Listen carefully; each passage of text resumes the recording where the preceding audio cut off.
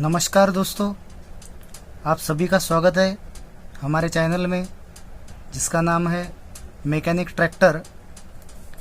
आज हम cooling system के बारे में कुछ क्वेश्चन देखेंगे जो एग्ज़ाम के लिए बहुत ही महत्वपूर्ण है, इम्पोर्टेंट है।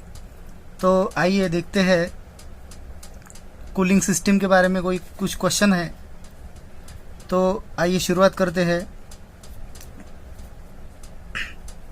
देखिए, पहला जो क्वेश्चन है, वाटर जैकेट बना होता है। तो दोस्तों क्वेश्चन है वाटर जैकेट बना होता है, उसके ऑप्शन है संप में, बी ऑप्शन है सिलेंडर ब्लॉक में, सी ऑप्शन है गियर पर और डी ऑप्शन है इनमें से कोई नहीं। तो दोस्तों वाटर जैकेट जो है वो बने होते हैं, कहाँ बने होते हैं? तो इसका सही जवाब है सिलेंडर ब्लॉक में।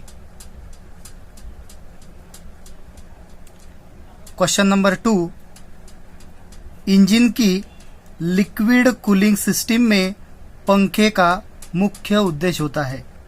तो दोस्तों इंजन की लिक्विड कूलिंग सिस्टम जो है, वाटर कूलिंग सिस्टम, इसमें पंखे का मतलब फैन का क्या उद्देश्य होता है? तो ऑप्शन है इंजन के धुओं को फैलाना, बी ऑप्शन है ठंडे कूलिंग वाटर पर गर्म हवा को पंप करना, सी ऑप्शन है इंजन की बाहरी सतहों को ठंडा करना और ऑप्शन डी है जब इंजन की स्पीड कम हो हवा का बहाव देना। तो दोस्तों वाटर कूलिंग सिस्टम में जो फैन होता है उसका काम होता है ऑप्शन डी, जब इंजन की स्पीड कम हो तब हवा को बहाव देना। क्वेश्चन नंबर 3 देखेंगे, इंजन रेडिएटर में ताप का संचरण किसके द्वारा होता है? दोस्तों क्वेश्चन देखिए, इंजन रेडिएटर में ताप का संचरण किसके द्वारा होता है?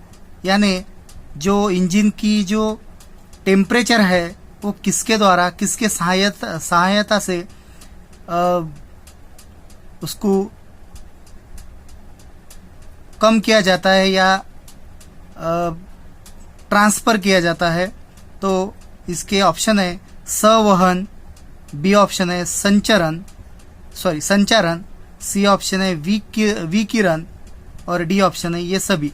तो दोस्तों इंजन की जो टेम्परेचर है वो रेडिएटर में संचारण किया जाता है, तो वह वहन, इसका अर्थ है संवहन, यानी फ्लो के द्वारा ये जो टेम्परेचर है इसको कम किया जाता है या रेडिएटर में अपर टैंक में ले जाया जाता है। तो इसका सही जवाब है संवहन।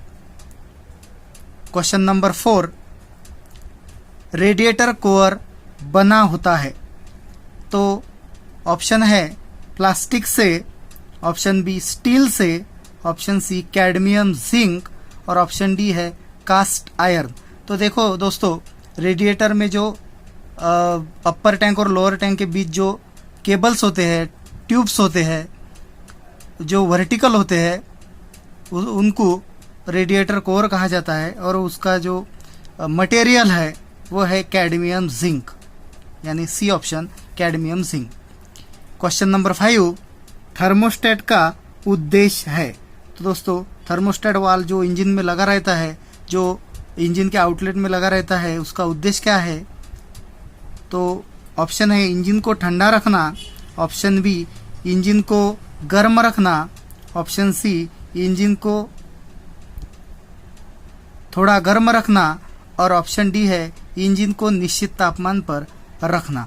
तो इसका सही जवाब है इंजन को निश्चित तापमान पर रखना। क्वेश्चन नंबर 6, जो थर्मोस्टेट वाल्व होता है वो कितने से कम तापक्रम के पानी को अपने अंदर से नहीं गुजरने देता?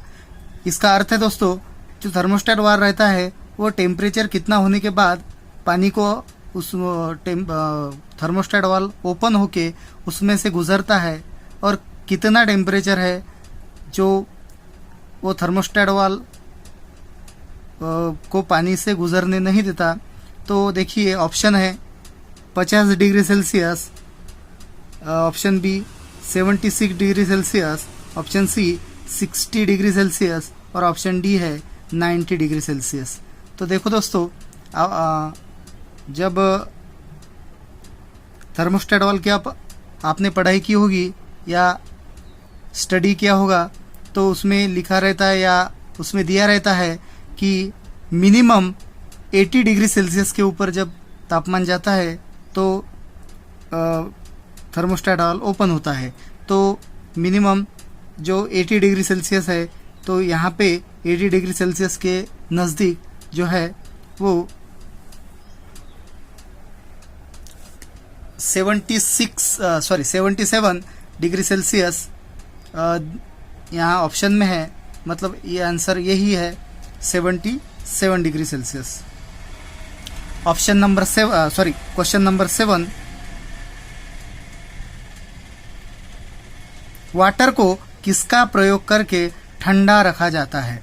तो देखो दोस्तों, वाटर को किसका प्रयोग करके ठंडा रखा जाता है? तो ऑप्शन है वाटर जैकेट से, ऑप्शन बी रेडिएटर से, ऑप्शन सी है फिन से या ऑप्शन डी है इनमें से कोई नहीं। तो वाटर को ठंडा रखा जाता है, इसका सही जवाब है रेडिएटर से। क्वेश्चन नंबर 8,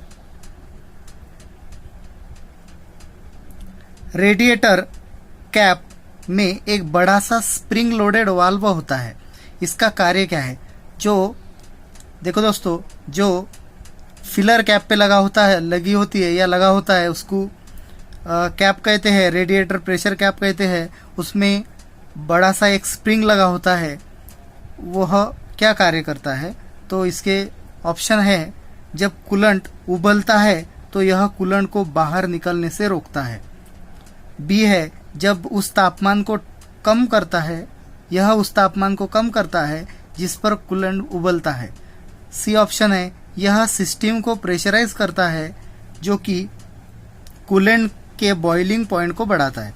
और ऑप्शन डी है, जब प्रेशर कम होता है तो यह रबर होसिस के नष्ट होने के जोखिम को कम करता है। तो देखो दोस्तों, इसका सही जवाब है,